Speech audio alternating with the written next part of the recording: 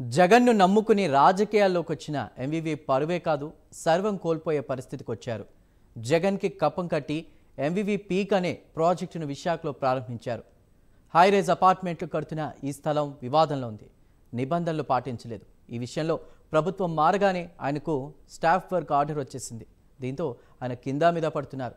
MVV భార్య కుమారుడిని kidnap చేసిన ఘటనలో నిజాలేంటో ఇంకా బయటకు రాలేదు. కానీ అది కిడ్నాప్ కాదని సెటిల్మెంట్ అన్న ఆరోపణలు కూడా ఉన్నాయి. అదంతా ఈ ఎంవివి పీక్ ప్రాజెక్టుకు సంబంధించిన స్థలానిదే అని ఆరోపణలు కూడా వినిపిస్తున్నాయి.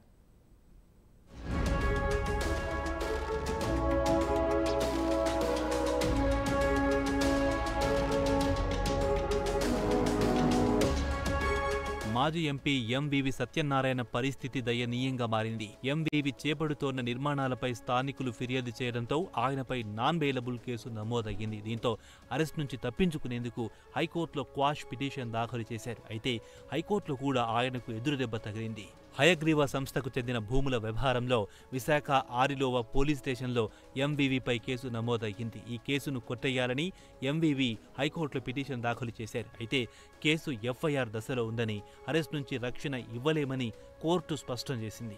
ముందస్తు బెయిల్ పిటిషన్ దాఖలు చేసుకోవాలని పేర్కొంది. ఈ పిటిషన్పై కౌంటర్ దాఖలు చేయాలని ప్రతివాదులకు నోటీసులు జారీ చేసింది. విచారణను 2 వారాలకు వాయిదా వేసినట్లు కోర్టు తెలిపింది. విశాఖలోని హయగ్రీవ భూముల వ్యవహారం కొన్ని రోజులుగా వార్తలు నలుగుతోంది. ఎంఓయూ పేరుతో ఖాళీ పేపర్లపై సంతకాలు పెట్టించి విశాఖ జిల్లా ఎండాడ గ్రామంలోని తమ విలువైన భూములను కాజేసేందుకు ప్రయత్నించారని హయగ్రీవ ఇన్ఫ్రాటెక్కు చెందిన సిహెచ్ జగదీశ్వరుడు పోలీసులకు ఫిర్యాదు చేశారు. దీంతో విశాఖ మాజీ ఎంపీ ఎంవివి సత్యనారాయణ సహా పలువురిపై పోలీసులు కేసు నమోదు చేశారు.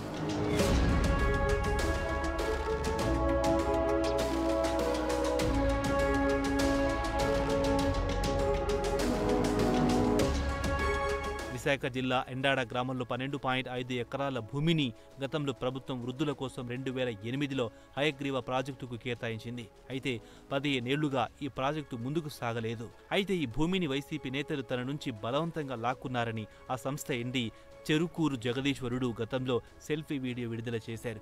అధికారాన్ని అడ్డం పెట్టుకుని తన భూమిని బలవంతంగా లాక్కునేందుకు ప్రయత్నించారని మాజీ ఎంపీ ఎంవివి సత్యనారాయణ, ఆయన ఆడిటర్ జీవి మరొకరిపై ఆరిలోవ పోలీసులకు ఫిర్యాదు చేశారు జగదీశ్వరుడు. దీంతో పోలీసులు 3 కేసులు నమోదు చేశారు. 2020లో హయగ్రీవ ప్రాజెక్టు అగ్రిమెంట్ సమయంలో తనను తన భార్యను బెదిరించి ఖాళీ పేపర్లపై సంతకాలు తీసుకున్నారని, తమ సంతకాలను ఫోర్జరీ చేసి తమ భూమిని కబ్జా చేశారని ఫిర్యాదులు పేర్కొన్నారు జగదీశ్వరుడు. ఈ ఫిర్యాదుతో ఆరిలోవ పోలీసులు 3 నాన్ బెయిలబుల్ సెక్షన్ల కింద కేసు నమోదు చేశారు. ఈ కేసు విచారణకు ఆ 3 నగరంలో అందుబాటులో లేరని పోలీసులు తెలిపారు. అయితే ఇంతలో ఈ కేసులో తనను అరెస్టు చేయొద్దని, కేసు కొట్టేయాలని మాజీ ఎంపీ ఎంవివి హైకోర్టును ఆశ్రయించారు. అయితే కోర్టు ఎంవివికి షాక్ ఇచ్చింది.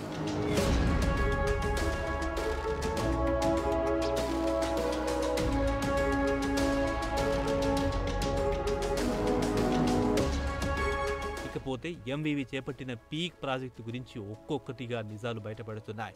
ఈ భూమి యజమానులకు 1% ఇచ్చి మిగతా 99% బిల్డర్స్ అయిన ఎంవివి సత్యనారాయణ తీసుకునేలా ఓ ఒప్పందం జరిగింది. ఆ ఒప్పందం గురించి గతంలో విజయసాయిరెడ్డి వివరాలు బయటపెట్టారు. తద్వారా దానికి 2 ఫుల్ పేజీ ప్రకటనలతో సెటిల్మెంట్ అయ్యింది.